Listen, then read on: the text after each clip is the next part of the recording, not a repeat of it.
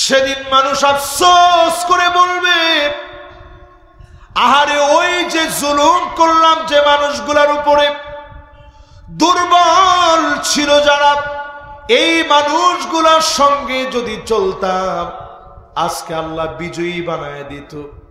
এই মাহফিলে বলি, যদি আজকে আপনি দুর্বলদের হাতগুলোকে সবল করেন, ইসলামের পক্ষে কাজ করেন, মাজলুমদের পক্ষে যদি আপনি দাঁড়ান, নিজে যদি জালেম না হন, চাঁদাবাজ না হন, লুটেরা না হন, বালুখোর না হন, আপনি যদি সন্ত্রাসী না হন, আপনি যদি মাজলুমদের সঙ্গী হয়ে যান, আফসোস থেকে যিনি বাঁচায় দিবেন তিনি কে? পরিষ্কার কোরআনের কথা। যদি আজকে বিজয়ীদের সঙ্গে থাকতে পারতাম, বিজয়ী কখন কেমনে বুঝবেন? বিজয়ী বোঝার জন্য বেশি দূরে যাওয়া লাগবে না। আমার মনে হয় মনোযোগটা একটু এলোমেলো হয়ে গেছে। না না, বেশ এলোমেলো হয়ে গেছে। আমি বেশি লম্বা ওয়াজ এমনও করি না, 1 ঘন্টা সামথিং কথা বলি।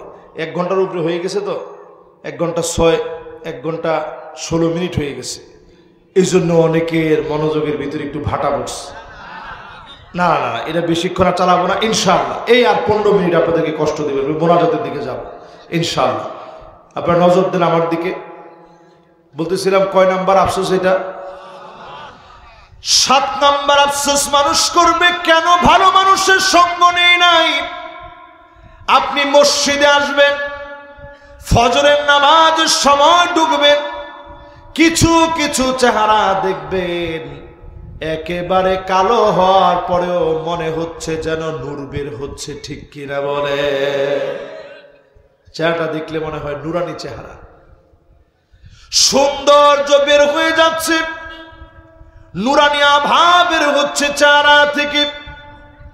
এই মানুষগুলোকে সঙ্গী বানায় নেবেন, নামাজিদের কাছে দোয়া নেবেন, নামাজিদের সঙ্গে চলবেন, নামাজিদেরকে বন্ধু বানাবেন, যারা ভালো কথা বলে তাদের বন্ধু বানাবেন, বিরোধিতার জন্য বিরোধিতা না।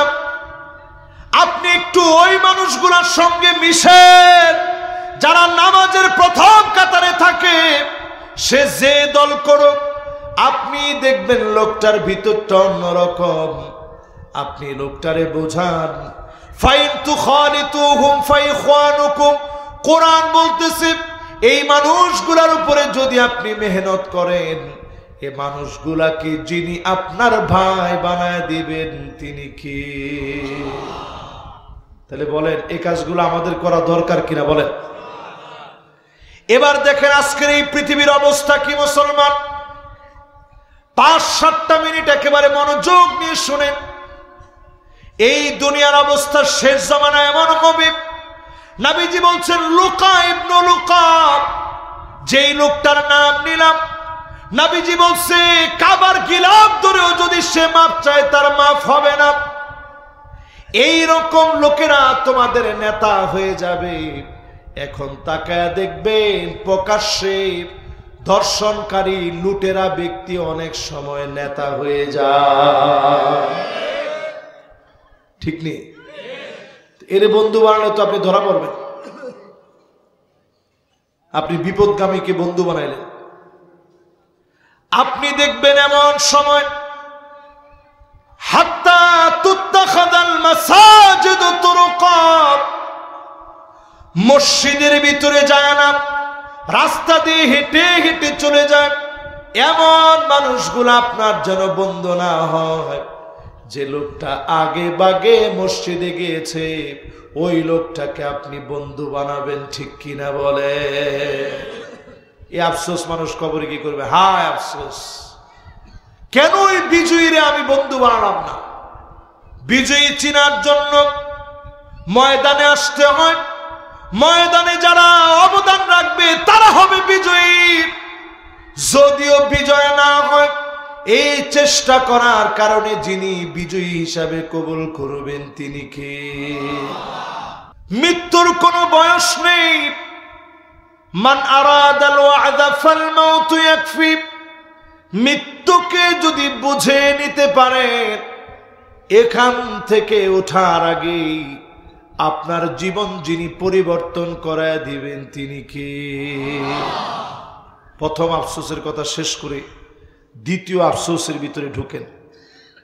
2 নাম্বার আফসোস মানুষ করবে, ইয়া লাইতানি কদ্দামতু লিহায়াতি,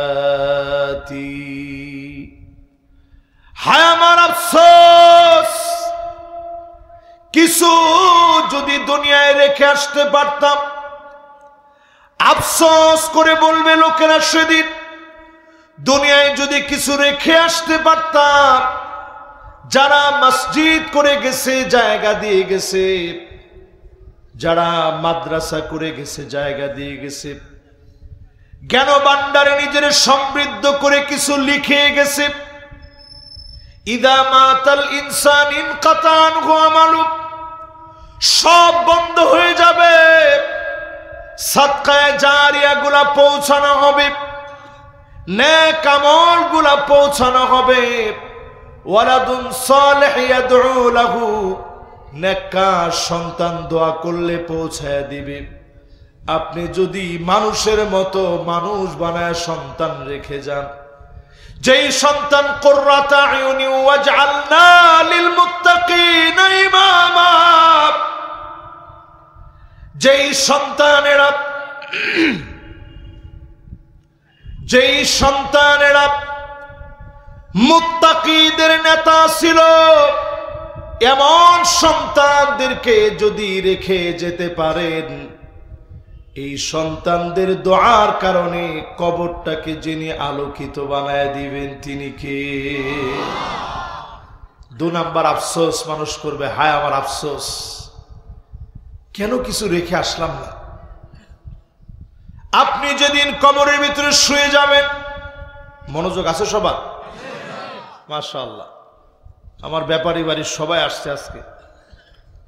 জাহাঙ্গীর ভাই নাম কি জানি নাম আপনার? আলম ভাই, এরা খুব মহব্বতের লোক। আল্লাহ এদের সবাই দিনদারি দান করুক, পড়েন আমিন। এদের ব্যবসা বাণিজ্য ইনকামের ভিতরে আল্লাহ বরকত দান করে দিক, পড়েন আমিন। তাহলে বলেন 2 নাম্বার আফসোস হচ্ছে কিছু রেখে যদি দুনিয়ায় আসতে পারতাম। টাকা পয়সা রেখে যাওয়ার কথা বলেন নাই, দুনিয়ার জীবনে টাকা পয়সা রেখে যাওয়ার কথা বলা হয় নাই। কিছু যদি ভালো কাজ রেখে যেতে পারতাম, কবরে যেদিন আপনি ঢুকবেন সন্তানের পায়ের আওয়াজগুলা শুনবেন, হাত্তা ইয়াসমা'a সিমা'আন আলাইক, ঝনঝন করে সন্তানের আওয়াজ বাপ শুনবে। সন্তান কবরে বসে বাপের পায়ের আওয়াজ শুনবে, আত্মীয় স্বজনের পায়ের আওয়াজগুলো শুনবে। কবরটা গুটগুটে অন্ধকার হয়ে যাবে। সেই কবরের ভিতরে হঠাৎ করে লোকটা তাকায় দেখবে, নূরুন ওয়া বুরহানুন ওয়া নাজাহ।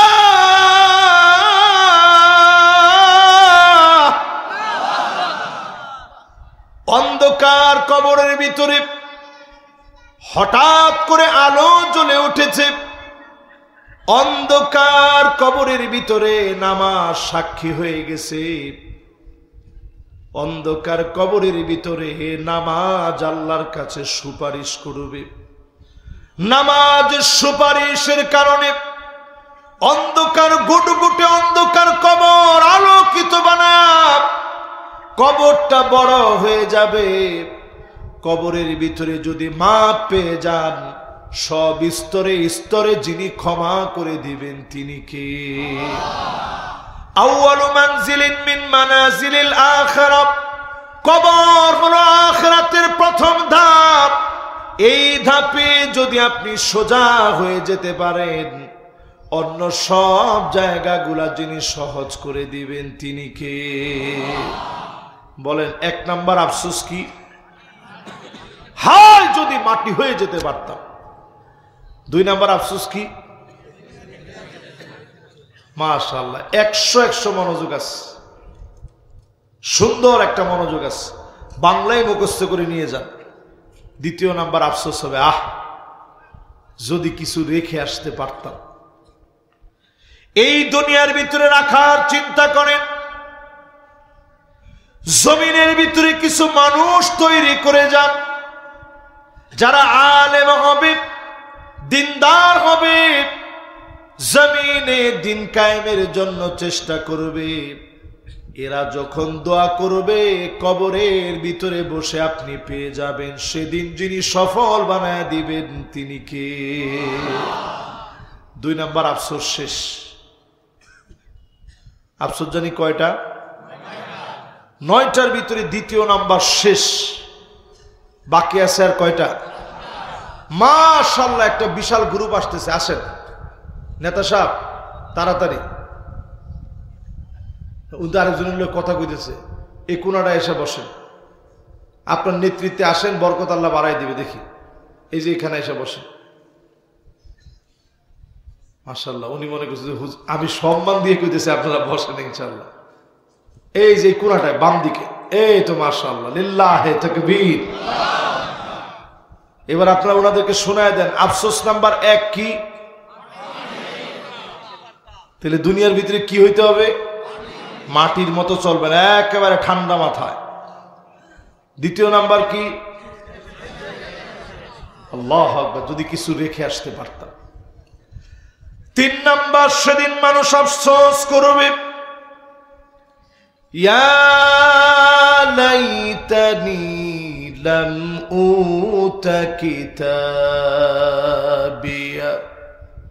হায় আল্লাহ, বাম হাতে কেন আমলনামা দিলেন? বাম হাতে কেন আমলনামা পেলাম? সেদিন নিজে নিজের হাত চাবা চাবা, কামড়া কামড়া ক্ষত বিক্ষত করে ফেলবে। বাম হাতে যাদের আমলনামা দেওয়া হবে তারা হবে সেদিন হতভাগা। আল্লাহ পাক ডান হাতে যারা আমলনামা দিবে, এক বাক্যে আপনি পার পেয়ে গেলেন। বাম হাতে যারা আমলনামা হবে সেদিন ধরা পড়ে যাবে। এখন যারা বামপন্থী তাদের আমলনামা হবে সেদিন কোন হাতে? ডান দিকের লোকেরা ডানপন্থী, তো আওয়াজটা একটু জোরে বলছে। বাম দিকের এরা বামপন্থী, এটা আমি কোশ্চিন কালেও বলবো না, কিন্তু সবাই মিলে একটু বলেন আমলনামা কোন হাতে? এখন যদি কেউ খালি বাম হাতে বলতেন তাইলেই হয়তো কাম। আমরা তো যাক একটু মাহফিলে আপনাদেরকে বুঝাইতেছি, বাম হাতে যেদিন আমলনামাটা আসবে আল্লাহ সেদিন বলবে, ইকরা কিতাবাক, তুই তোর আমলনামা পড়ে শোনা। সেদিন মানুষ চাবা চাবা হাত ক্ষত বিক্ষত বানায় ফেলবে। হায় আমার আফসোস, বাম হাতে কেন আমলনামা আসলো? মানুষ সেদিন ধরা পড়ে যাবে, হাত ক্ষত বিক্ষত বানায় ফেলবে। বাম হাতে আমলনামা থাকার কারণে সেদিন ক্ষত বিক্ষত হয়ে যাবে হাত। আল্লাহ পাক সেদিন ঘাড় থেকে একটা গ্রীবলগ্ন বা ঘাড় থেকে মেমোরি কার্ড বের করবেন। ওয়ানুসিবা লাহু লিওয়াউন ইয়াউমাল কিয়ামাহ। আল্লাহ সেদিন ঘাড় থেকে গ্রীবলগ্ন থেকে মেমোরি কার্ড সেদিন আল্লাহ বের করবেন, সামনে দিয়ে বলবেন ইকরা কিতাবাক কাফা বিনাফসিকাল ইয়াউমা আলাইকা হাসিবা। আজকে একটু পর আর জবাব দে। বুখারীর বর্ণনায় আসছে নবীজি বলেন, মান্নু কিসাহালাক, যাকে আল্লাহ বলবেন পর জবাব দে, এক কদম সামনে যেতে পারবে না। আল্লাহর কাছে আমরা বলি, আল্লাহ আমাদের মতো গুনাহগারদেরকে বিনা প্রশ্নে আল্লাহ আপনি মাফ করে দিয়েন, পড়ে না আমি। তাহলে বলেন 3 নাম্বার আফসোস কি? বাম হাতে কেন আমলনামা দিলেন আল্লাহ? তাহলে আমরা কোন হাতে আমলনামা চাই? সবাই বলেন কোন হাতে? নামাজ যারা নাই ডান হাতে আমলনামা আসবে না। নামাজ যারা নাই ডান হাতে আমলনামা কোনোদিন আসবে না। সারা জীবন আপনি কোরআনের বিরোধিতা করলেন, কশিন কালেও ডান হাতে আমলনামার আশা করা যায় না। আপনি বামপন্থী যারা মনে করে শরিয়া দিয়ে রাষ্ট্র চলে না, ডানপন্থী আপনি হতে পারেন নাই, ঠিক কিনা বলেন? যেহেতু আমরা সবাই মৃত্যুর পথযাত্রী, বামপন্থী হয়েন না, ডানপন্থী হওয়ার চেষ্টা করেন। বিশ্বাস করেন এই জমিন একদিন দুদিন না, হাজার বছর ধরে মুসলমানরা চালিয়েছে কোরআন আর সুন্নাহ দিয়ে। জোরে কোন আল্লাহু আকবার।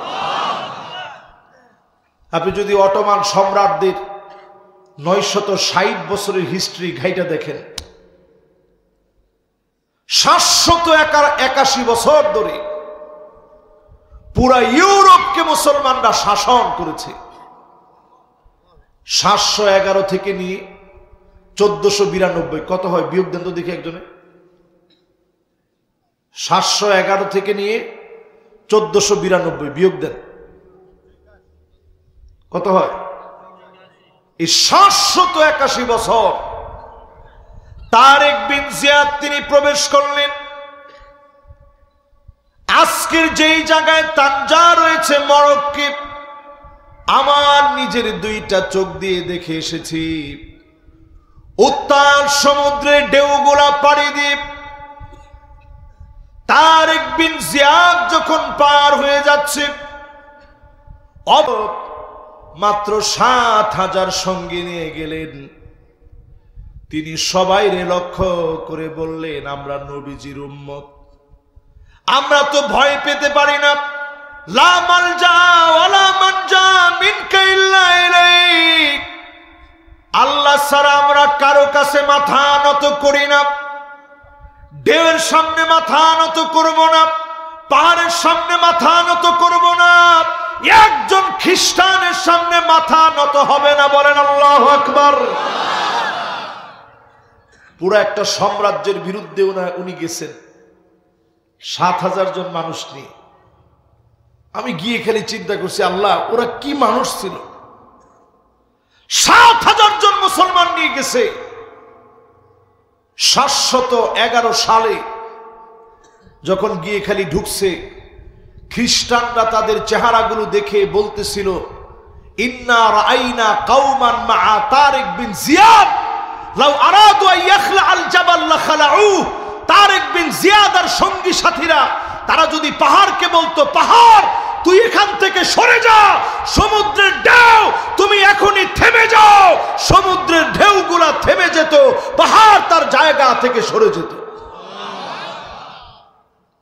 আজকে একটু তাকায় দেখেন, আজকের রজনীতে সুদানের ভিতরে মুসলমানরা মার খাচ্ছে।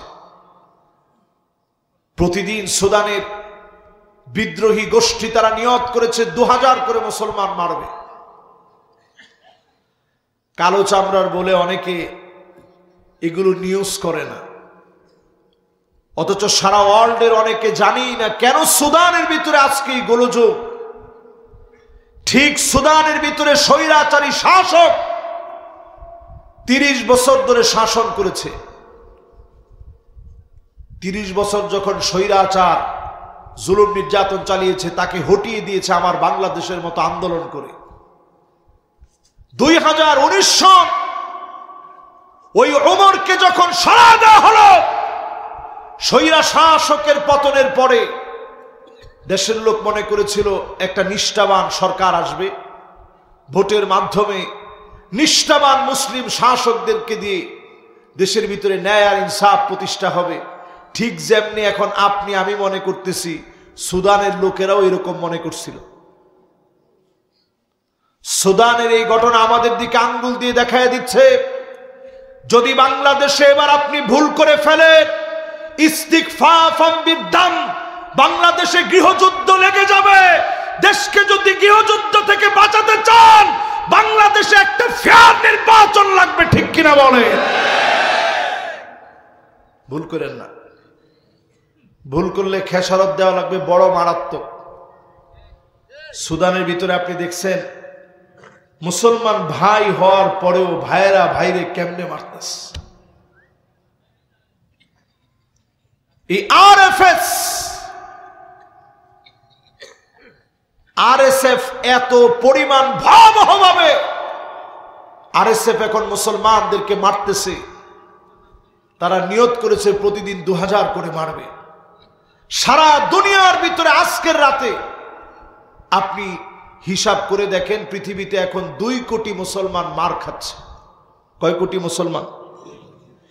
20 কোটি মুসলমানের ঘর বাড়ি নাই, শরণার্থী হয়ে গেছে, পেট পিঠের সঙ্গে লেগে গেছে। রোহিঙ্গা মুসলমানদের মতো 20 কোটি মুসলমানের ঘর বাড়ি নেই, আরেকজনের বাড়িতে আরেকজনের ঘরে কোন রকম আশ্রয় নিয়েছে।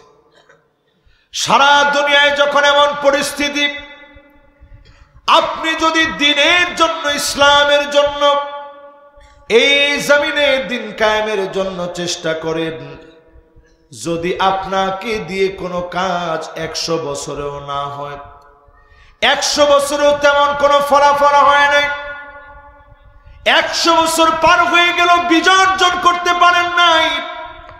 আস-সাইয়ু মিন্না ওয়াল ইতমামু মিনাল্লাহ।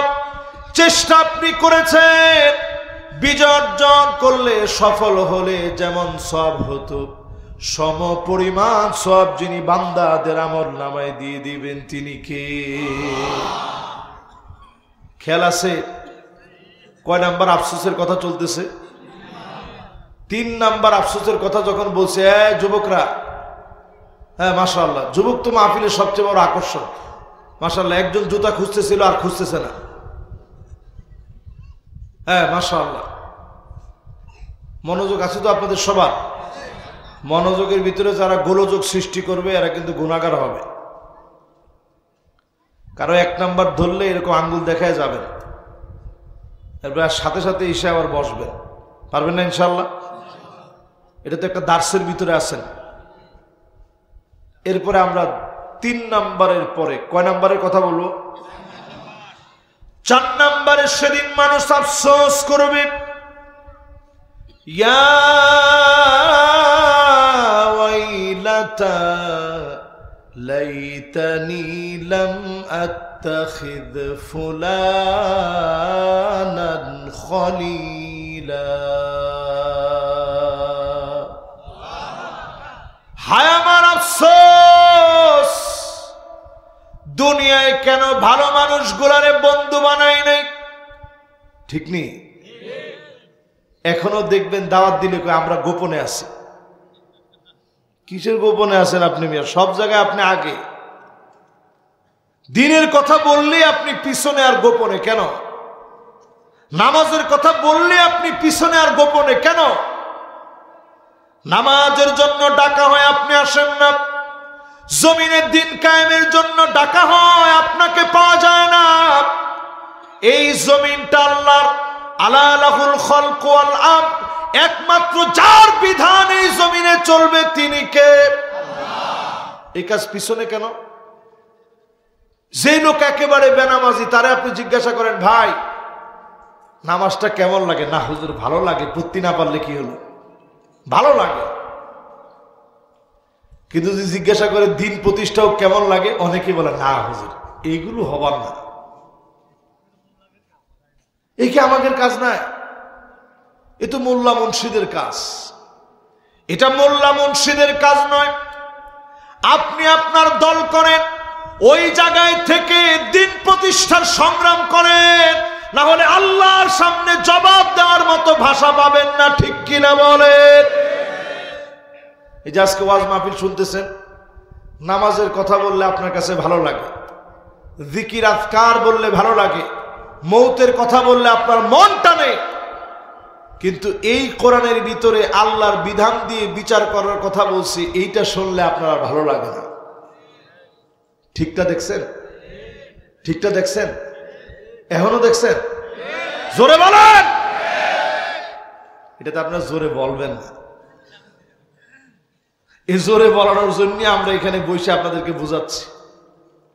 এবার কোরআন থেকে দলিল নেন, বন্ধু যে ভালো মানুষরে বানাতে হবে, বন্ধু না হলে সমাজ সংস্কার হবে কেমনে? আল্লাহ একটা আয়াত দিয়ে বুঝায় দিলেন, কেন ভালো মানুষরে বন্ধু বানানি না? ভালো মানুষগুলোকে যদি বন্ধু বানায় নেন, আপনার দ্বারা এই জমিনে যিনি দিনকে কায়েম করায় দিবে তিনি কে? বেশি মানুষ লাগে না দিন কায়েমের জন্য। কোন জায়গায় বেশি মানুষ ছিল আপনি একটা দেখান। দিন প্রতিষ্ঠায় কখনো একেবারে সবাই চলে আসছে এমন হয় নাই, কিন্তু দিন বিজয়ী হয়েছে। ইয়ার মুখের প্রান্তে মুসলমান ছিল ৩৬,০০০। আওয়াজ করে বলেন কত হাজার? অপর দিকে রোমক সম্রাটের সৈন্য ছিল ২,৪০,০০০। তাহলে তারা বেশি না আমরা বেশি? তারা কত বেশি? ২,৪০,০০০, আমরা ৩৬,০০০। কত বেশি? একেবারে হিসাবে আপনারা পাকা আছেন পুরা। তাহলে এবার একটু হিসাব করে দেখেন, তারা ছিল ২,৪০,০০০, আমরা ছিলাম ৩৬,০০০। অনেকে কয় হুজুর ওয়াজের ভিতরে এত কিছু বলতে হবে কেন? দেখেন এত কিছু বলে না, কিন্তু খালেদ বিন ওয়ালিদ খালি একটা চিঠি লিখছে। কি লিখছে আমি আপনাদেরকে লেখা দেখাই, আমার দিকে তাকায় থাকেন, দেখতে পারবেন কিনা শেষ পর্যন্ত। বেশি কিছু না, খালি 2টা শব্দ লিখছে, রসুলের পক্ষ থেকে লেখা নিয়ে গেছে। এই যে এরকম 2টা শব্দ, আসলিম তাসলাম। বলেন, দেখছেন? দেখছেন? চোখ কি এত নষ্ট হয়ে গেছে? পিছনে যে আছেন দেখতে পাচ্ছেন না? আচ্ছা ঠিক আছে, ইনশাল্লাহ সামনে ওয়াজে, ইনশাল্লাহ সামনের ওয়াজে ইনশাল্লাহ একটা নিয়ে আসবে ইনশাল্লাহ। সামনে আসলে ওয়াজ কিন্তু ডিজিটাল হবে ইনশাল্লাহ, ব্ল্যাকবোর্ড থাকবে না। এগুলো দরকার তো। ওয়াজ তো শুধুমাত্র সুর দিয়ে খালি টাইনে গেলাম, এর নাম ওয়াজ না, এটা শেখানোর জিনিস। আপনি কি মনে করেন এখানে আমরা যারা যারা বসছি আমরা সাধারণ লোক হইতে পারি, আল্লাহর কাছে দাম কেমন? একটা নতুন জিনিস যদি এখান থেকে শিখে আপনি উঠতে পারেন, খায়রুন লাকা মিন আন তুসাল্লিয়া আলফ রাকাআহ, 1000 রাকাত নামাজ পড়লে যেমন সওয়াব হবে, এর চেয়ে বেশি সওয়াব বান্দার আমলনামে আল্লাহ দিয়ে দিবে। যে শিখার জায়গা না? তাহলে এবার একটু আমার সাথে সাথে বলেন, চিঠির মধ্যে কি লেখা? তাসলাম, আসলিম তাসলাম। এই হয়ে গেছে। এই ছোট্ট 2টা শব্দ লিখে পাঠালেন। আমরা রাসূলুল্লাহ সাহাবী এসছি তোমাদের কাছে জিহাদ করার জন্য না, যুদ্ধ করার জন্য না, মারামারি করার জন্য না, শান্তির দাওয়াত তোমাদেরকে দেওয়ার জন্য আসছি। লম্বা পথ পরিক্রমা পাড়ি দিয়ে গেলেন, ৩৬,০০০ সাহাবী মিলে গেলেন খালিদ বিন ওয়ালিদের নেতৃত্বে। আওয়াজ করে বলেন, সাহাবীর নাম কি? মনে হচ্ছে না উনি আমাদের যুগের মানুষ? এরকম পরিচিত যে সবাই ওনার নাম জানি। খালিদ বিন ওয়ালিদকে চিনে না কে? হাত তোলেন। মাশাআল্লাহ। কে বলছে দেখি? একজন বলছে হুজুর নাম শুনেছি কিন্তু দেখিনি। আল্লাহু আকবার। মাঝে মাঝে দেখতে মনে চায় যে এরা কিরকম মানুষ ছিল। আমরাও তো মানুষ, আমরা কি মানুষ আর তারা কি মানুষ ছিল। বিছানায় যখন তিনি শুয়ে আছেন, তরবারির আঘাত গুলা দেখতেছিলেন, 2টা চোখ দিয়ে মুমূর্ষ অবস্থায় গড়ায় গড়ায় পানি পড়তেছে।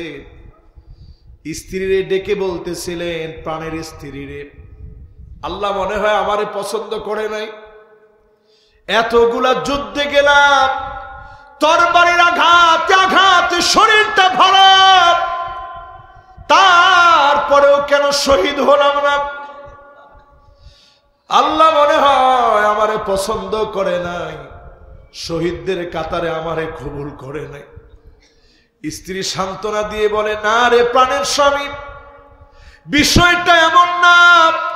মান আরাদা শাহাদাতা বিসিদকিন বাল্লাগাহুল্লাহু মানাজিলাশ শুহাদা ওয়া ইন মাতা আলা ফিরাশিহি।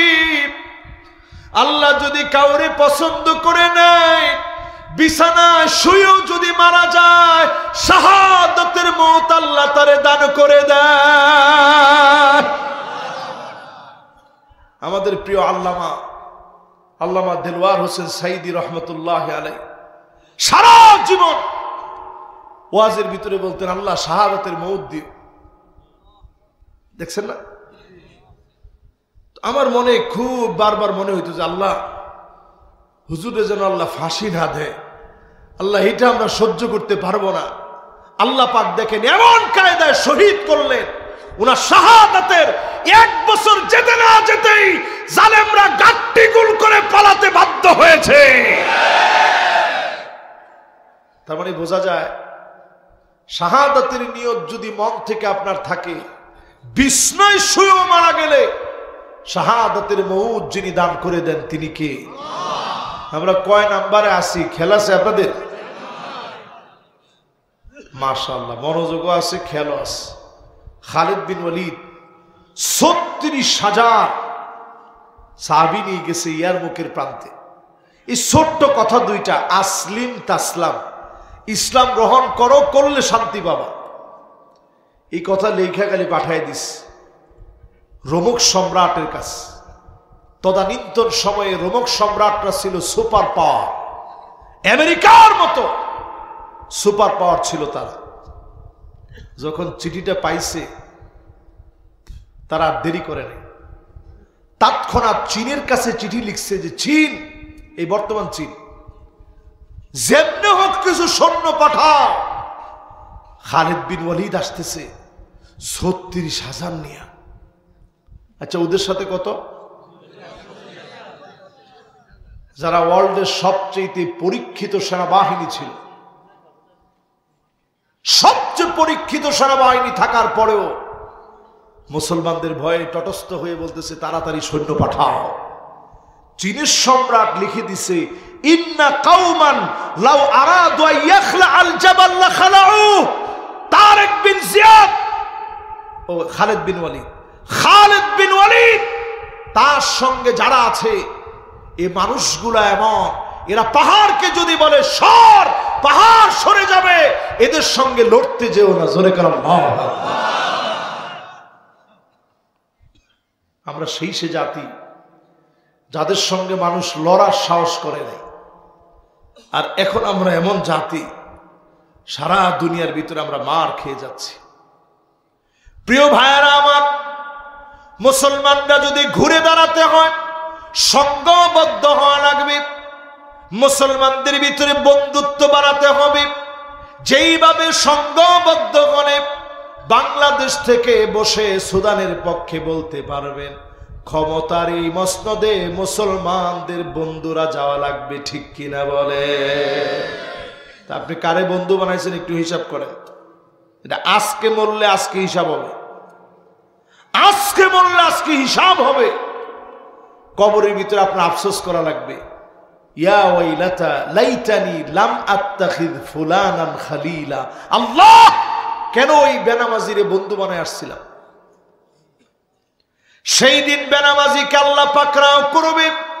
ওয়া কানা মাআ ফিরআউনা ওয়া হামানা ওয়া কারুনা ওয়া উবাই বিন খালাফ।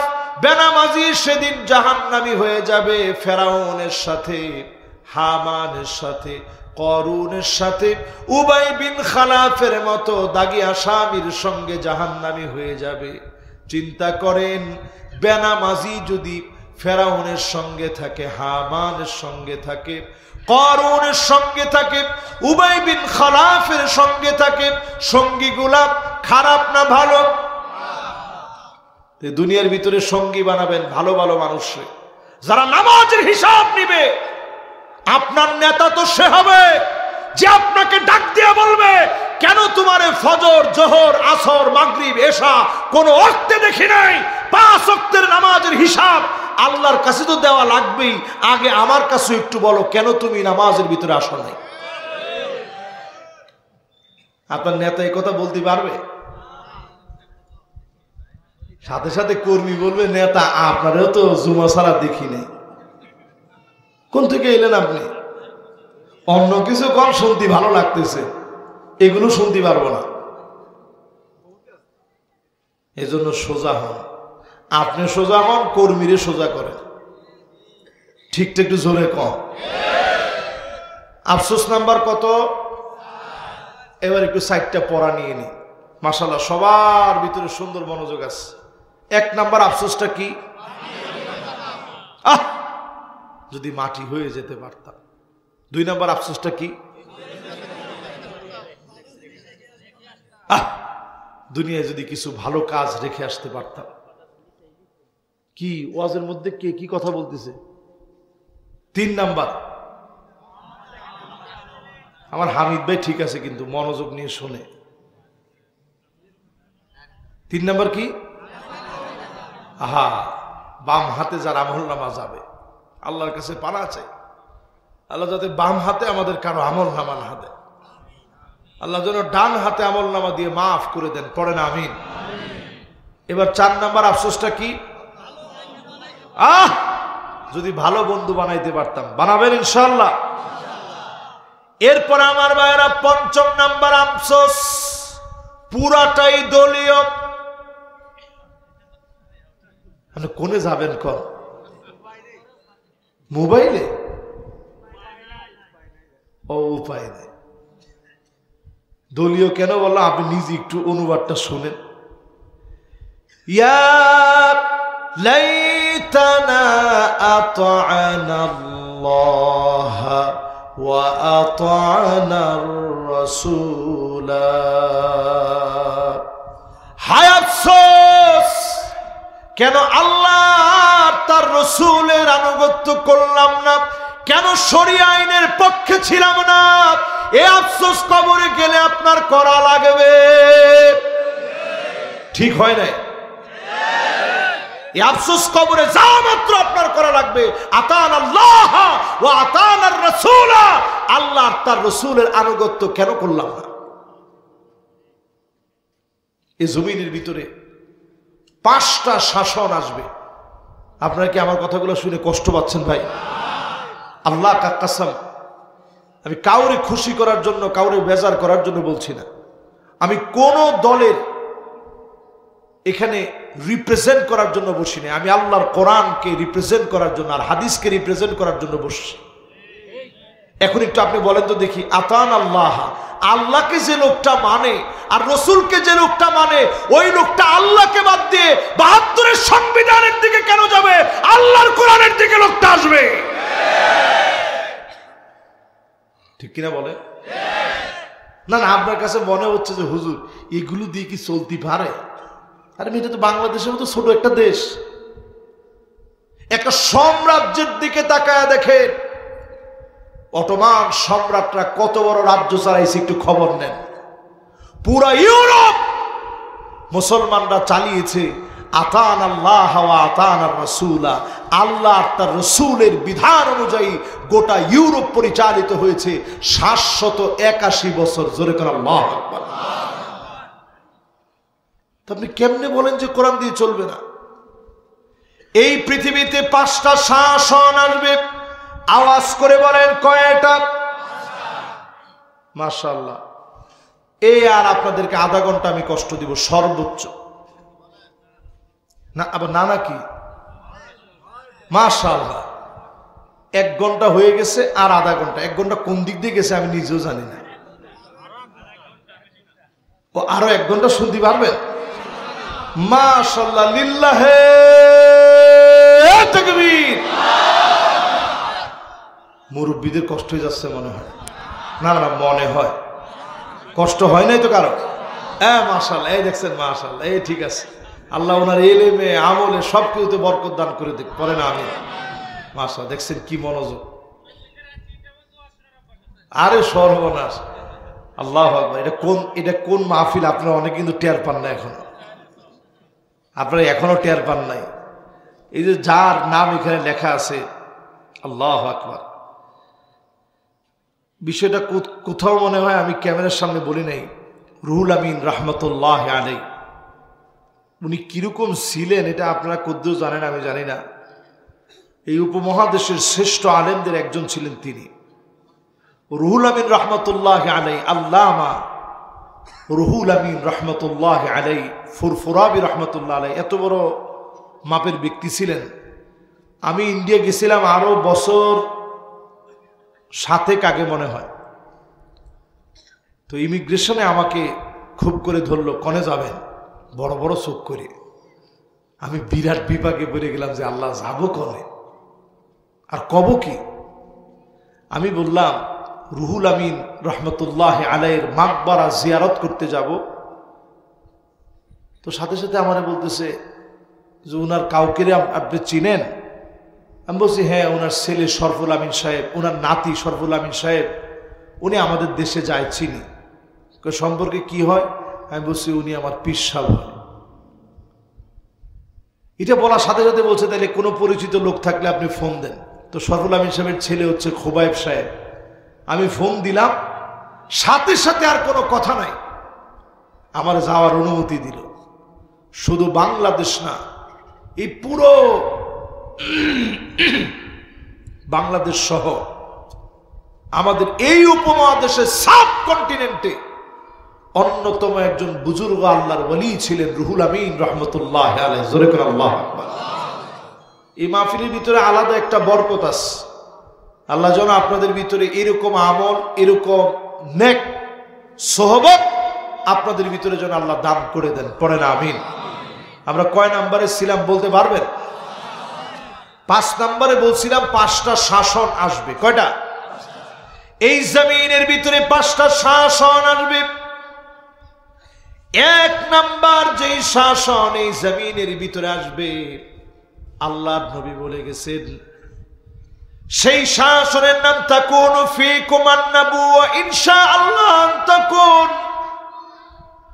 নবুয়তের শাসন এই জমিনে আসবে। নবীরা এই দুনিয়ার ভিতরে শাসন করে গেলেন, নবীরা শাসন করে চলে গেলেন,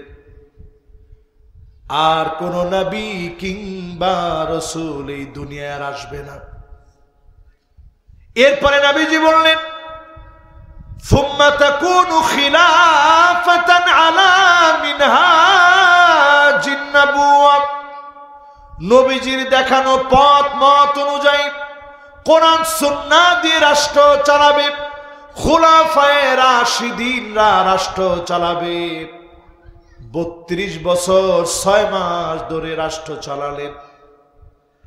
হযরত আবু বকর রাদিয়াল্লাহু তাআলা আনহু, ওমর ফারুক রাদিয়াল্লাহু তাআলা আনহু, আলী রাদিয়াল্লাহু তাআলা আনহু, ওসমান রাদিয়াল্লাহু তাআলা আনহু, হাসান রাদিয়াল্লাহু তাআলা আনহুর 6 মাস সহ 32 বছর 6 মাস ধরে চলল।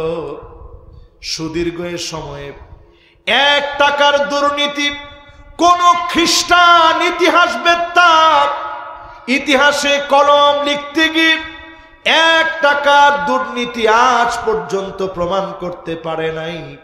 তার মানে এমন শাসনকে যিনি উজ্জ্বল শাসন বানায় দিয়েছেন তিনি কে? কোরআন সুন্নাহ দিয়ে পরিচালিত শাসন সারা দুনিয়ার জন্য সর্ব উৎকৃষ্ট শাসন। জোরে করে আল্লাহু আকবার। 32 বছর 6 মাসে কোনো দুর্নীতি নাই। আর আমাদের দেশে 16 বছরের শাসন, পদ্মা সেতু আছে, মেট্রো রেল আছে, এরপরে আমাদের মডেল মসজিদের অভাব নাই, কিন্তু তাকায়া দেখেন দুর্নীতিও তলে দিয়া কম নাই। একজনে যে টাকা দুর্নীতি করছে তার পরিমাণ এত বেশি হয়েছে, 1000 টাকার নোট হিসাব করে প্রতিদিন যদি উনি ভাত খাওয়া বাদ দিয়ে 2 কেজি করে 1000 টাকার নোট গুলায় খায়, 337 বছর লাগবে 2 কেজি করে টাকা খাওয়ার পরেও তার টাকা শেষ হবে না। পুরো মানুষ এরপরে 3 নাম্বার শাসন এই পৃথিবীতে আসছে। সুম্মা তাকুন মুলুকান আদান, রাজতন্ত্র আসবে এই জমিনের ভিতরে। আওয়াজ করে বলেন কি তন্ত্র? এই যে শুরু হয়েছে উল্টাপাল্টা রাজতন্ত্রের পরে নবীজি বলে গেলেন এরপর আরো একটা শাসন আসবে। সুম্মা তাকুনু মুলকান জাবরিয়া, স্বৈরা শাসক আসবে, নির্দোষ মানুষকে দোষী বানাবে, আলেমদেরকে দিয়ে জাল ভরে ফেলবে।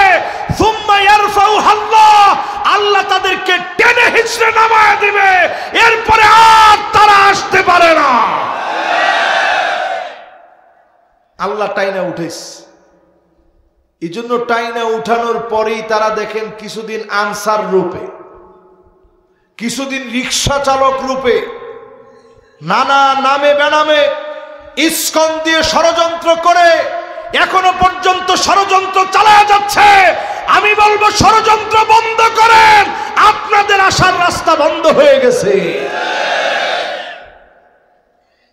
নবীজি বলছেন সুম্মা ইয়ারফাউ আল্লাহ, রফা ইয়ারফাউ মানে উপরের দিকে উঠায় নেওয়া। চিন্তা করছেন? এই জন্য আল্লাহর একটা নাম রাফিউদ দারাজাত, যিনি মানুষের দাম উপরের দিকে উঠান। আল্লাহ যদি টাইনা উপরে নিয়ে যান, ওটা শিকড় থাকে না। আরে কথা কয় না? উপরে উঠাটা 2 রকম, একটা সম্মানের, আরেকটা উঠায় আসার দেওয়া। তাহলে গেছে কয় নাম্বার? আর না, 5 নাম্বারটা বলতে গিয়ে 5টা শাসন বুঝাতে গিয়ে 4 নাম্বার শাসনে আমরা আসি। এবার 5ম নাম্বার শাসনটা দেখার বাকি। আল্লাহর হাবিব বলেন সুম্মা তাকুনু খিলাফাতান আলা মিনহাজিন নবুওয়া, আবার এই জমিনের ভিতরে কোরআন সুন্নাহ দেখানো পথ অনুযায়ী রাষ্ট্র ব্যবস্থা কোরআন সুন্নাহ কায়েম হয়ে যাবে। আবার যিনি সোনালী দিন দান করে দিবেন তিনি কে? নবীজির পরে চুপ হয়ে গেলেন। সুম্মা সাকাত, নবীজি চুপ হয়ে গেলেন। তার মানে বিষয়টা সহজ হবে না, চড়াই উতরায় ষড়যন্ত্র হবে, মোকাবেলা করা লাগবে, অনেক রকম চক্রান্ত হবে, ধৈর্য ধরে মাথা ঠান্ডা রেখে মোকাবেলা করা লাগবে। যদি সঠিকভাবে মোকাবেলা করতে পারেন, এই জমিনে 5ম শাসন, কোরআনের শাসন যিনি দান করে দিবেন তিনি কে? আমি কি দলিল দিয়ে আপনাদেরকে বুঝাইতে পারছি? রাগ নাই তো আপনাদের? এবার আমার ভাইয়েরা 5ম নাম্বারের পরে 6ষ্ঠ নাম্বারে আসুন। জোরে বলেন কত নাম্বার? ইয়া লাইতানি ইত্তাখাযতু মা'আর রাসূলি সাবিলা।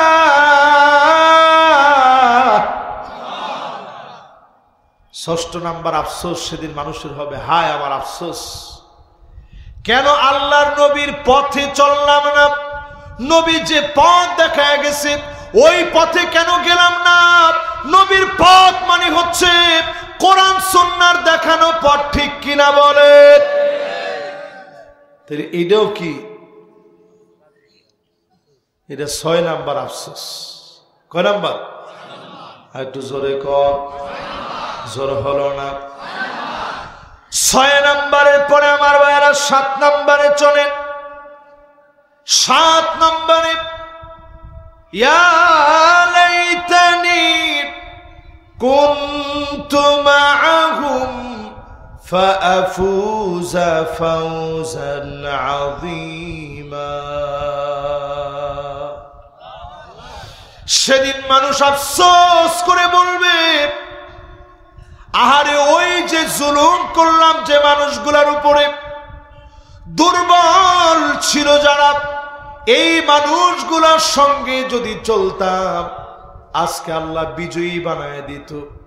এই মাহফিলে বলি, যদি আজকে আপনি দুর্বলদের হাতগুলোকে সবল করেন, ইসলামের পক্ষে কাজ করেন, মাজলুমদের পক্ষে যদি আপনি দাঁড়ান, নিজে যদি জালেম না হন, চাঁদাবাজ না হন, লুটেরা না হন, বালুখোর না হন, আপনি যদি সন্ত্রাসী না হন, আপনি যদি মাজলুমদের সঙ্গী হয়ে যান, আফসোস থেকে যিনি বাঁচায় দিবেন তিনি কে? পরিষ্কার কোরআনের কথা। যদি আজকে বিজয়ীদের সঙ্গে থাকতে পারতাম, বিজয়ী কখন কেমনে বুঝবেন? বিজয়ী বোঝার জন্য বেশি দূরে যাওয়া লাগবে না। আমার মনে হয় মনোযোগটা একটু এলোমেলো হয়ে গেছে। না, বেশ এলোমেলো হয়ে গেছে। আমি বেশি লম্বা আওয়াজ এমনও করি না, 1 ঘন্টা সামথিং কথা বলি। 1 ঘন্টার উপরে হয়ে গেছে তো, 1 ঘন্টা 1 ঘন্টা 16 মিনিট হয়ে গেছে। এই জন্য অনেকের মনোযোগের ভিতরে একটু ভাটা পড়ছে। না, এটা বেশিক্ষণ আর চালাবো না ইনশাআল্লাহ। এই আর 15 মিনিট আপনাদেরকে কষ্ট দেবেন, মোনাজাতের দিকে যাব ইনশাআল্লাহ। আপনারা নজর দেন আমার দিকে। বলতেছিলাম কয় নাম্বার আফসোস? এটা 7 নাম্বার আফসোস মানুষ করবে। কেন? ভালো মানুষের সঙ্গ নেই নাই। আপনি মসজিদে আসবেন, ফজরের নামাজের সময় ঢুকবেন, কিছু কিছু চেহারা দেখবেন একেবারে কালো হওয়ার পরেও মনে হচ্ছে যেন নূর বের হচ্ছে। ঠিক কিনা বলে? চেহারাটা দেখলে মনে হয় নুরানি চেহারা, সৌন্দর্য বের হয়ে যাচ্ছে, নুরানি আভা বের হচ্ছে চেহারা থেকে। এই মানুষগুলোকে সঙ্গী বানায় নেবেন, নামাজিদের কাছে দোয়া নেবেন, নামাজিদের সঙ্গে চলবেন, নামাজিদেরকে বন্ধু বানাবেন, যারা ভালো কথা বলে তাদের বন্ধু বানাবেন। বিরোধিতার জন্য বিরোধিতা না, আপনি একটু ওই মানুষগুলোর সঙ্গে মিশেন যারা নামাজের প্রথম কাতারে থাকে। সে যে দল করুক, আপনি দেখবেন লোকটার ভিতরটা অন্যরকম। আপনি লোকটারে বোঝান। ফাইন তুখালিতুহুম ফাইখওয়ানুকুম, কোরআন বলতেছে এই মানুষগুলোর উপরে যদি আপনি মেহনত করেন, এই মানুষগুলাকে যিনি আপনার ভাই বানায় দিবেন তিনি কি? তাহলে বলেন এই কাজগুলো আমাদের করা দরকার কিনা বলেন? এবার দেখেন আজকের এই পৃথিবীর অবস্থা কি মুসলমান। 5-7টা মিনিট একেবারে মনোযোগ নিয়ে শুনেন। এই দুনিয়ার অবস্থা শেষ জামানা এমন হবে, নবীজি বলছেন লুকা ইবনে লুকা, যেই লোকটার নাম নিলাম, নবীজি বলছে কাবার গিলাফ ধরেও যদি সে মাপ চায় তার মাফ হবে না। এই রকম লোকেরা তোমাদের নেতা হয়ে যাবে।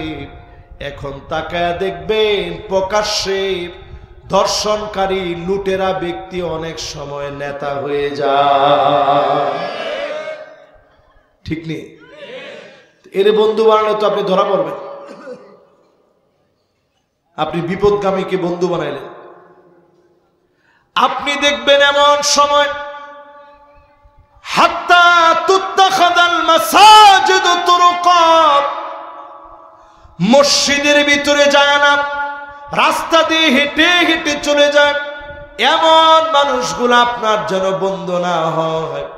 যে লোকটা আগে বাগে মসজিদে গিয়েছে ওই লোকটাকে আপনি বন্ধু বানাবেন। ঠিক কিনা বলে? এই আফসোস মানুষ কবরে কি করবে? হায় আফসোস, কেন ওই বিজয়ীরে আমি বন্ধু বানালাম না? বিজয়ী চিনার জন্য ময়দানে আসতে হয়। ময়দানে যারা অবদান রাখবে তারা হবে বিজয়ী। যদিও বিজয় না হয়, এই চেষ্টা করার কারণে যিনি বিজয়ী হিসাবে কবুল করবেন তিনি কে? 7 নম্বরের পরে এবার 8 নম্বরে চলেন। আল্লাহ তাআলা বলছেন কালামে হাকিমের কথা, ইয়া লাইতানি লাম উশরিক বিরাব্বি আহাদা। হায় আমার আফসোস, কেন আমি মুশরিকদেরকে সঙ্গী বানালাম, কেন আল্লাহর সঙ্গে শিরিক করলাম। এখন বলেন তো সমাজের ভিতরে শিরিক আমাদের কম না বেশি? এই বাংলাদেশে এখনো অনেক মানুষ মানুষ মনে করে ক্ষমতার মালিক জনগণ, ক্ষমতার মালিক জনগণ হতে পারে না। যারা ভোট ভিক্ষুক, ভোটের জন্য যারা একেবারে ভিক্ষুক, তারা মনে করে ক্ষমতার মালিক জনগণ। 3-4 বার যদি একটু পেটটা খারাপ হয়, আমি আর ডাইরেক্ট বললাম না, আপনি তাড়াতাড়ি খুঁজেন যে ফ্লাজিল কোথায়। 3-4 বার পেট মোচড় দিয়ে উঠলে, আরে 3-4 বার দূরে থাক, এখন যদি একবার পেটটা মোচড় দিয়ে উঠে, আমি চিন্তা করবো কত তাড়াতাড়ি ওয়াজ রেখে। এই হচ্ছে আমি ক্ষমতার মালিক। এই শিক্ষা যারা নিচ্ছে ক্ষমতার মালিক জনগণ, স্পষ্ট আপনি শিরকের ভিতরে আছেন। জুলাই সনদ, জুলাই সনদ করে আমরা স্লোগান দিলাম। আহারে মুসলমান, কবে বুঝবেন এই পুরো জুলাই সনদের ভিতরে একটা লাইনের ভিতরে আল্লাহর কোনো নাম নাই, ইসলামের কোনো গন্ধ নাই।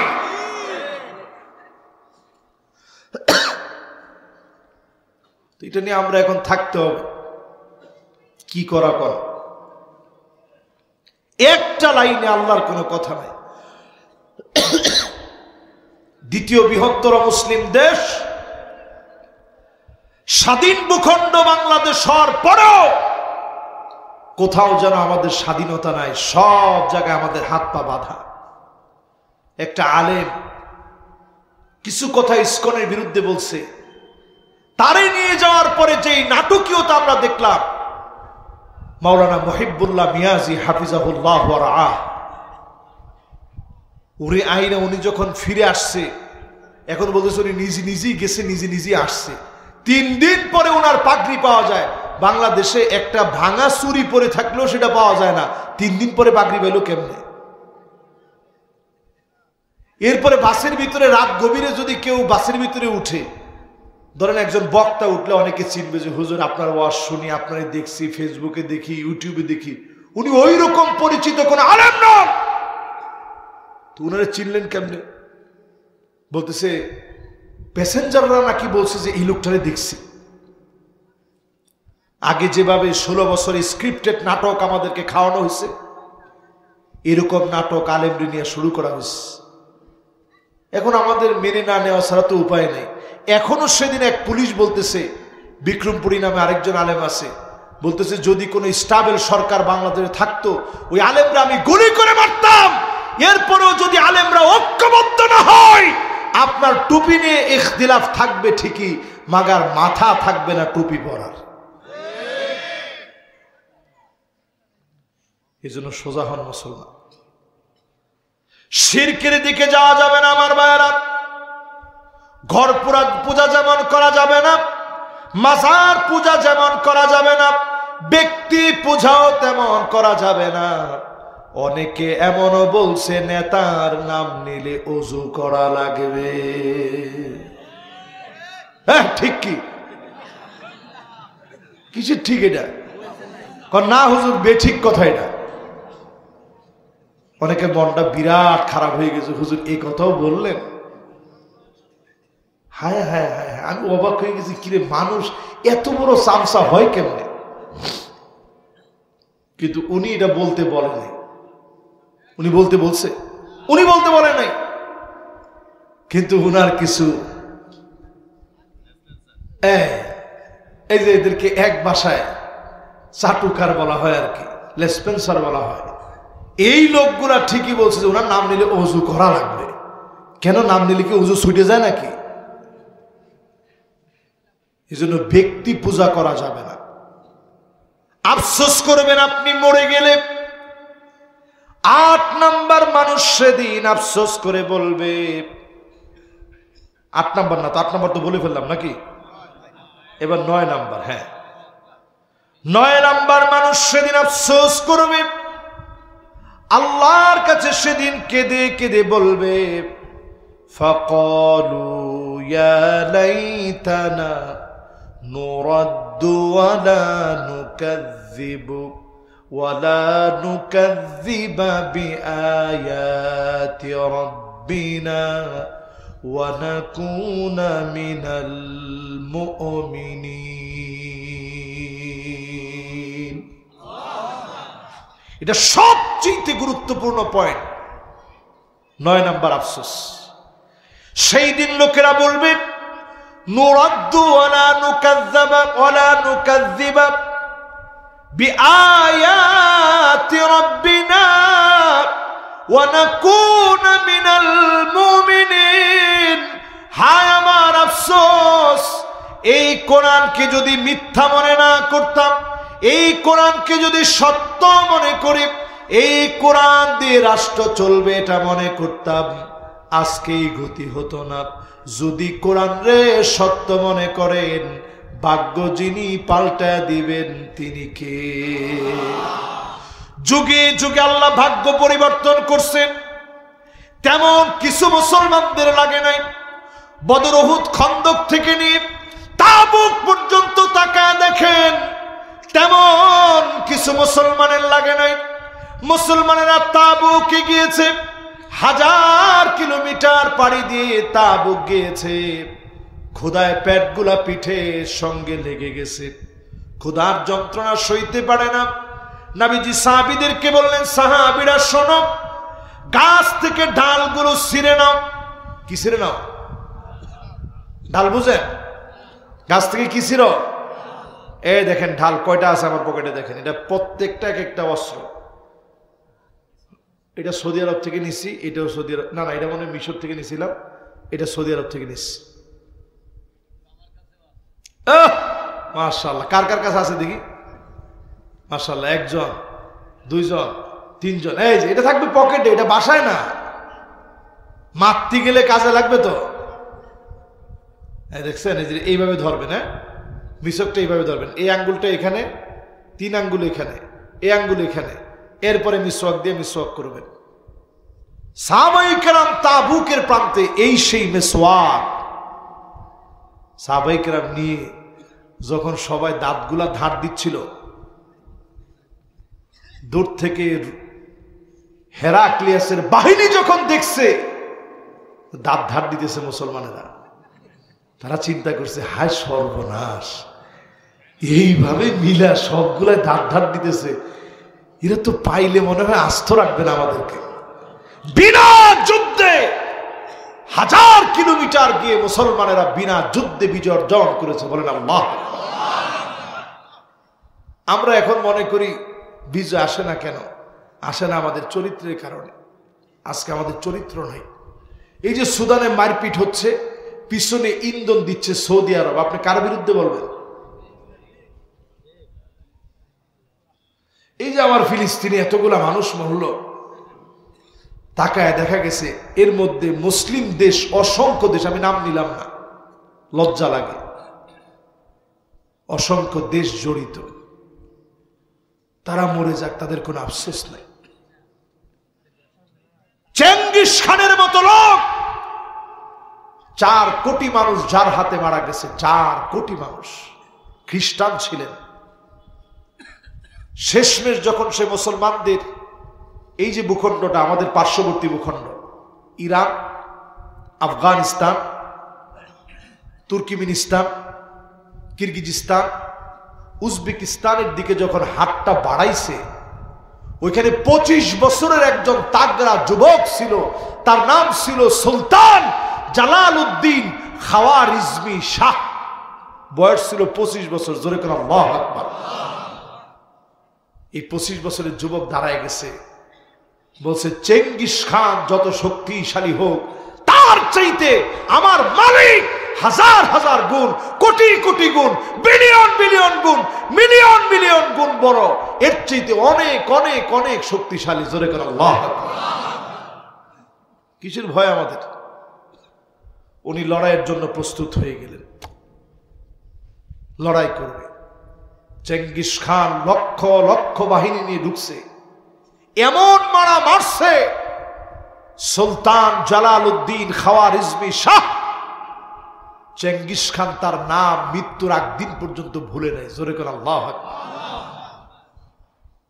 মুসলমানরা যখন তাদের দেশটা রক্ষা করে ফেলছে, চেঙ্গিস খান গিয়া আস্তে করে নিজ দিক দিয়া টাকা পাঠায়া মুসলমানদেরকে বিভক্ত করে ফেলছে। যেতে যেতে যেতে যেতে ভাঙতে ভাঙতে ভাঙতে ভাঙতে সুলতান জালালউদ্দিন খাওয়ারিজমি শাহর সঙ্গে তেমন কোনো লোক নাই, 1000 খানিক সৈন্য আছে, আর সব বিভক্ত হয়ে গেছে। 25 বছরের যুবক মনের মধ্যে বড় ব্যথা পাইছে। এই তথ্য যখন চেঙ্গিস খান জানছে, 1000-এর বিপরীতে লক্ষ লক্ষ বাহিনী নিয়ে আসছে মুসলমানদেরকে অ্যাটাক করবে। ঠিকই অ্যাটাক করছে। যখন মুসলমানদেরকে অ্যাটাক করা হয়েছে, সুলতান জালালউদ্দিন খাওয়ারিজমি শাহ অপ্রস্তুত অবস্থায়, এরপরেও তিনি আল্লাহকে ডাক দিয়ে বলেছেন, লা মালজা ওয়ালা মানজা মিনকা ইল্লা ইলাইক, মালিক তুমি ছাড়া তো আমাদের যাওয়ার কোনো জায়গা নাই। এক দৌড় দিয়ে সৈন্য বাহিনীর ভিতরে ঢুকে প্রাণপণে লড়াই করতেছে আর খুঁজতেছে চেঙ্গিস খান রে কোন জায়গায় পাবো। যেতে যেতে চেঙ্গিস খানের সামনে চলে গেছে, গিয়ে যখন তরবারি চালিয়েছে, চেঙ্গিস খানের তরবারি জীবনে কোনোদিন মাটিতে ফেলতে পারে নাই। সুলতান জালালউদ্দিন খাওয়ারিজমি শাহ 25 বছরের যুবক, অধম্য সাহস নিয়ে তরবারি যখন চালিয়েছে, থরথর করে কেঁপে চেঙ্গিস খানের তরবারি পড়ে গেছে। চতুর্দিক থেকে হাজার হাজার সৈন্য ঘেরাও করে ফেলছে। সুলতান জালালউদ্দিন খাওয়ারিজমি শাহ বুঝে ফেলছে আজকে আর বাঁচার কোনো উপায় নাই। আল্লাহু আকবার বলে একটা লাফ মেরে ঘোড়ার উপরে বসে পড়ছে। সামনে হচ্ছে ইন্দুস নদী, ওই নদীর ভিতরে ঘোড়া সহ লাফ দিয়েছে। এক লাফে নদীর মাঝখানে গিয়ে পড়েছে, বিশাল পাহাড় থেকে মাঝখানে গিয়ে পড়েছে। মাঝখানে পড়ে এবার তিনি চেঙ্গিস খানের দিকে তাকায় একটা অট্ট হাসি দিয়েছে। জীবনে কোনোদিন এত জোরে তিনি হাসে নাই। ওই দিন তিনি অট্ট হাসি দিয়ে বুঝায় দিয়েছে, চেঙ্গিস খান রে, মুসলমান কোনোদিন তোর মতো জালেমের কাছে মাথা নত করে না। আপনারা দেখেন, আল্লামা দেলোয়ার হোসেন সাইদি রহমতুল্লাহ আলাইহি 13 বছর জেল খাটার পরে যেদিন শেষ তিনি গাড়ি থেকে নামলেন, মুচকি হাসি দিয়ে সবারে জিজ্ঞাসা করলেন, আপনারা কেমন আছেন? দেখছেন, একটা হাসি দিছেন, হাসি দিয়ে বোঝা দিলেন তোর 13 বছরের জুলম মাজলুমকে কোনোদিন পরাজিত করতে পারে না। প্রিয় ভাইরা আমার, সেইখান থেকে তিনি সাতরায় চলে গেছেন পাকিস্তান পর্যন্ত চলে গিয়ে সুলতান জালালউদ্দিন খাওয়ারিজমি শাহ দুয়ারে দুয়ারে গিয়ে বুঝাইছেন যে ভাই আসেন আমরা এক হয়ে চেঙ্গিস খানের বিরুদ্ধে লড়ি। কিন্তু কেউ সাহস করে নাই। আজকে যে আমাদের এই অধপতন শুধু সাহস না থাকার কারণে, দিন বিজয়ের জন্য আজ আপনি সাহস দেখান, সাহস করেন, এই দিনকে যিনি বিজয়ী বানায় দিবেন তিনি কে? আমি আমার শেষ কথায় আছি। শেষ কথাটা এইভাবে বলতে চাই, আল্লাহ রাব্বুল আলামিনের কাছে সব কিছু নিয়ে যাওয়া লাগবে। দুনিয়া খুব ক্ষণিকের সময়ের এই দুনিয়া, কাআন্নাহুম ইয়াওমা ইয়ারাউনাহা লাম ইয়ালবাথু ইল্লা আশিয়াতান আও দুহাহা। সকাল সন্ধ্যার ভিতরে ফুরায় যাবে এই দুনিয়া। 60-70 বছর মাঝ মস্তি করার সময়গুলো মুহূর্তের ভিতরে ফুরায় যাবে। যার সামনে দাঁড়ায়া পাই টু পাই হিসাব দেওয়া লাগবে তিনি কে? কোনো হিসাব বাদ নাই। যেদিন আপনার সামনে কিতাবটা খুলে ধরবে, আপনি সেদিন বলবেন, মা লিহাদাল কিতাব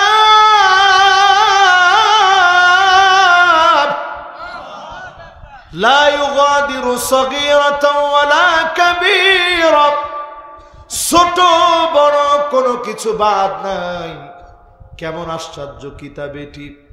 সেদিন এই কিতাব মালিক সামনে খুলে দিবেন, আপনারে জিজ্ঞাসা করবেন কানে কানে, যাতে করে আপনার শব্দ কারো কাছে না যায়, কারণ আপনাকেও যিনি ভালোবাসেন তিনি কে? আল্লাহ বলবে, গোলাম আজকে কি তোর যাওয়ার কোনো জায়গা আছে? গোলাম সেদিন বলবে, আল্লাহ আমার যাওয়ার কোনো জায়গা নেই, আমি ধরা পড়ে গেছি। এই ধরা খেতে যদি না চান, এই জমিন যার তার দিকে আসতে হবে। শেষ 8টি কথা আপনাদেরকে নসিহত হিসাবে আগামী 5 মিনিটে আমি বলব। কয়টি কথা? ওয়া নাহকুম বাইনাহুম বিমা আনজালাল্লাহ, কোরআন বলছে বিচার করা লাগবে কোরআন দিয়ে। 54 বছরে বাংলাদেশে যত বিচার হয়েছে সব বিচার হয়েছে কোরআন দিয়ে। হ্যাঁ, কি বলেন? মুসলমানদের মধ্যে বিচার হয় কি দিয়ে? কোরআন দিয়ে হয় না। এরপরে 2 নম্বরে আল্লাহ বলেন, ওয়ালা তাত্তাবিউ আহওয়াহুম, মন গড়া কোনো বিচার চলবে না। আমার দেশে তাকায় দেখবেন বিচারপতি মানিক্কাদের মতো লোকদের কারণে সারাটা জীবন ধরে চলেছে মন গড়া বিচার। কি ঠিক? এরপরে 3 নাম্বারটা দেখেন, এগুলো কিন্তু কোরআনের কথা, এগুলো আমার কথা না মিয়া। যারা অনুবাদ বুঝতেছেন, আমি তেমন তাফসীর করার সুযোগ আজকে পাচ্ছি না। 3 নাম্বার আল্লাহ কি বলেন শুনুন, ওয়াহযারুহুম আন ইফতিনুকা আন বা'দি মা আনজালাল্লাহু ইলাইক। নবী সতর্ক থাকা লাগবে, তারা যেন চক্রান্ত করে কিছু ঢুকায় দিতে না পারে। আজও সতর্ক থাকা লাগবে, ইসকন সহ চক্রান্তকারী প্রত্যেক সংস্থা কেউ যেন কিছু ঢুকায় দিতে না পারে। ঠিকটা হয় না বাজার? এরপরে 4 নম্বরে আল্লাহ রাব্বুল আলামিন বলেন, ফাইন তাওয়াল্লাউ ফাআলাম আন্নামা ইউরিদুল্লাহু আইয়ুসিবাহুম বিবাদি যুনুবিহিম। ও নবী, এর পরেও যদি ঘাড়তেরামি করে ঘাড় ঘুরায় নেয়, এমন ঘাড়তেরা আছে না নাই? ও মাসে তো আসতে গেলেন, দিনের দাওয়াতটা দিলে এরকম খোঁড়া মারে, হ্যাঁ বেটা যা, তুই আইসস মোল্লাগিরি করতে। আল্লাহ কয়, এরকম ঘাটতেরামি যারা করে, ফাইন তাওয়াল্লাউ, মুখ যারা ফিরায় নেয়, ফা'লাম, জেনে রাখো, আন্নামা ইউরিদুল্লাহু আইয়ুসিবাহুম বিবাদি যুনুবিহিম, বড় বড় অন্যায়ের কারণে না, ছোট একটা অন্যায়ের কারণে আল্লাহ ধরবে, ঘাড়গুড় সব আল্লাহ মটকায়া দিবে। অনুবাদ বুঝে আসছে? এরপরে 5 নম্বর আল্লাহ কি বলেন? আল্লাহ জাল্লা জালালুহু বলেন, ওয়া ইন্না কাসীরাম মিনান নাসি লাফাসিকুন,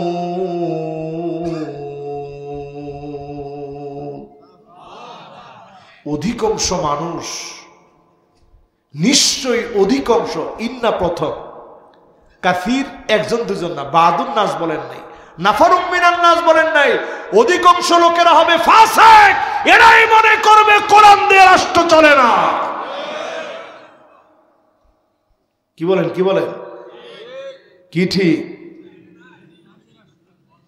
না না না, এরকম মনে করার কোনো সুযোগ নেই বাবা। আমরা সব আমার, আপনারা মিলেই তো আমরা।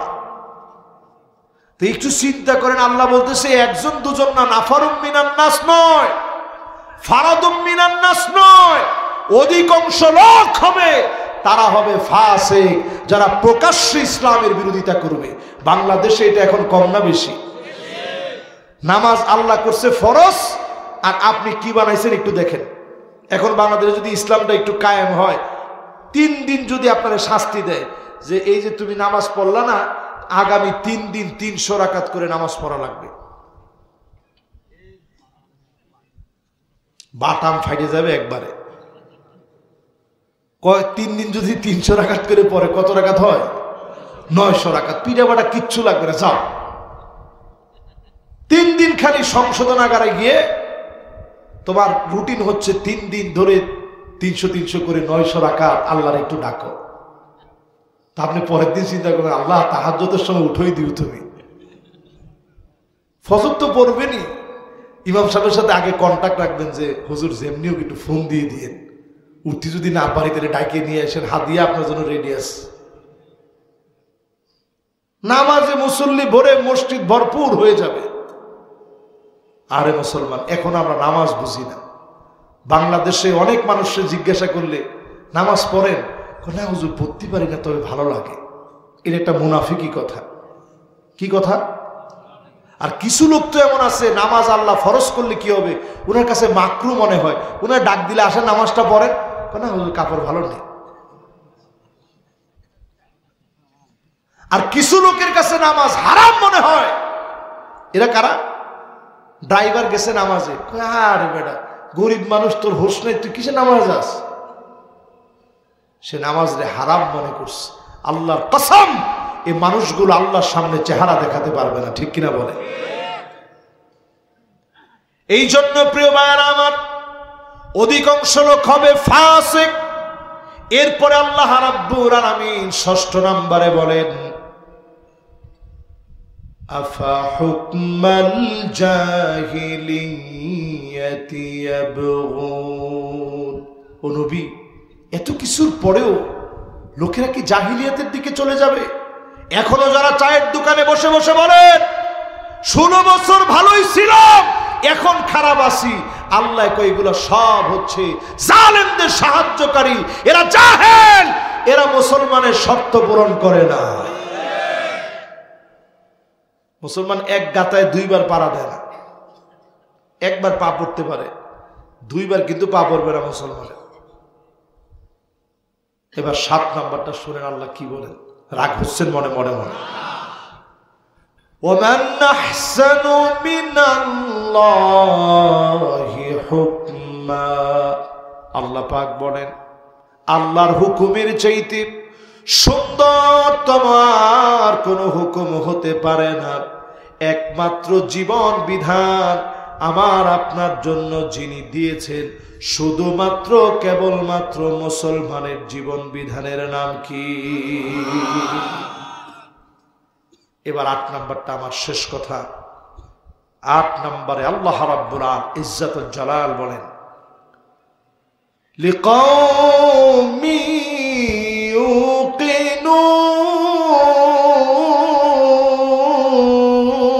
ইউকিনুন।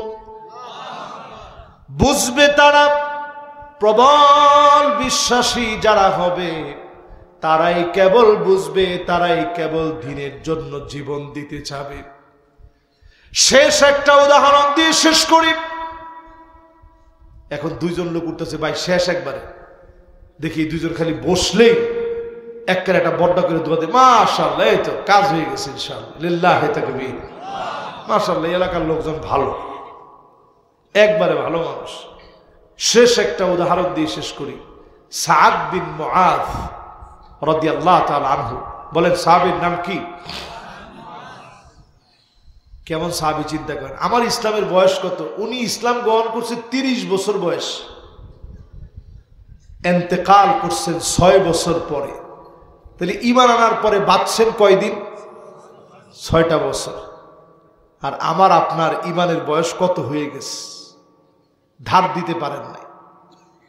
সাদ বিন মুআয যেদিন ইন্তেকাল করলেন, নবীজি আমার নজর করে দেখে ওয়াহতাজ্জা লাহু আরশুর রহমান, আল্লাহ পাকের আরশে আজিম কেঁপে উঠেছে, আকাশের দুয়ারগুলা খোলা হয়ে গেছে, অজর দ্বারা রহমত নাজিল হচ্ছে। আল্লাহর নবী এমন ভাবে হাঁটা শুরু করেছেন, সাহাবায়ে কেরামের জুতার ফিতাগুলো ছিঁড়ে যাচ্ছে। ওগো নবীজি, এত তাড়াহুড়া করে কেন যাচ্ছেন? এই জন্য তাড়াহুড়া করে যাচ্ছি। আমার সাদ বিন মুআজ মারা গেছে।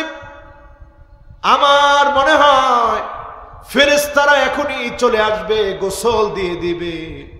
তার আগে আমি নবী চাই আমার সাদকে আমার নিজ হাতে গোসল দিয়ে দিব। সাদ বিন মুআজের বাড়িতে নবীজি গেলেন, নিজ হাতে গোসল করায় দিলেন। আল্লাহ পাক 70,000 ফেরেশতা পাঠায়া দিলেন জানাজার নামাজের জন্য। নবীজি নিজে জানাজার নামাজ পড়ায়া দিলেন নিজ হাতে। আমার রহমাতুল লিল আলামিন নবী কবরের ভিতরে সাদ বিন মুআজকে নামায়া দিলেন। কবরের ভিতরে যখন সাদ বিন মুআজকে নামায়া দিলেন, হঠাৎ কি মনে করে যেন নবীজির দুইটা চোখ ভিজে গেছে, টপ টপ করে চোখের পানিগুলা পড়তেছে। হাত্তা বাল্লাল আর, জমিনের ভিতরে টপ টপ করে নবীর চোখের পানি ঝরে। সাহাবায়ে কেরাম সঙ্গে সঙ্গে বললেন, ওগো নবীজি, এত পরিমাণ আপনি কেন কাঁদেন? আল্লাহর নবী বলে উঠছে, আল্লাহু আকবার। সাহাবীরা বলেন, ওয়া কাব্বারনা মাহু। আপনারা যেমন আল্লাহু আকবার বললেন, সাহাবীরা বলে আমরাও আল্লাহু আকবার বলে উঠলাম। নবীজি এবার বলে উঠলেন সুবহানাল্লাহ। আপনারা বলেন সুবহানাল্লাহ। সাহাবীরা বলেন আমরাও সুবহানাল্লাহ বললাম। নবীজিরে বললাম, নবীজি এত পরিমাণ আপনি কেন কাঁদেন? আল্লাহর নবী বলে, সাহাবীরা শোনো, আমার সাদ এত নেককার ছিল, আল্লাহর আরশে আজিম কেঁপে উঠছে। আমার সাদ এত নেককার ছিল, 70,000 ফেরেশতা নেমে আসছে। আমার সাদ এত নেককার ছিল, আকাশের দুয়ারগুলো আল্লাহ খুলে দিয়েছে, অজর দ্বারা রহমত গুলা নাজিল হয়েছে। এরপরে আল্লাহ কবরের দৃশ্য আমার জন্য খুলে দিলেন। আমি তাকায়া দেখি সাদের কবরের ভিতরে মাটি হালকা করে চাপা দিতে আসছে। আমি নবীর বড় মায়া লেগে গেছে, চোখ থেকে পানি ছেড়ে দিয়ে সাদের কথা মনে করে কেঁদে ফেলেছি। আল্লাহু আকবার বলছি, সুবহানাল্লাহ বলেছি। সাদের কবরটা আবার আল্লাহ বড় বানায়া দিয়েছে। এত নেককার সাহাবী সাদ বিন মুআজ, ওনার কবরের ভিতরে যদি এই খবর হয় মুসলমান, আমার সামনে যারা বসা আছেন, মা বোন যারা শুনছেন, সবার জন্য এক ওয়াজ। কবরকে যদি আলোকিত বানাতে চান, বড় বানাতে চান, মাদ্দাল বাসার, দৃষ্টি যত দূর যায় এত দূর পর্যন্ত কবর বড় হয়ে যাবে, জান্নাতের নিয়ামত চলে আসবে।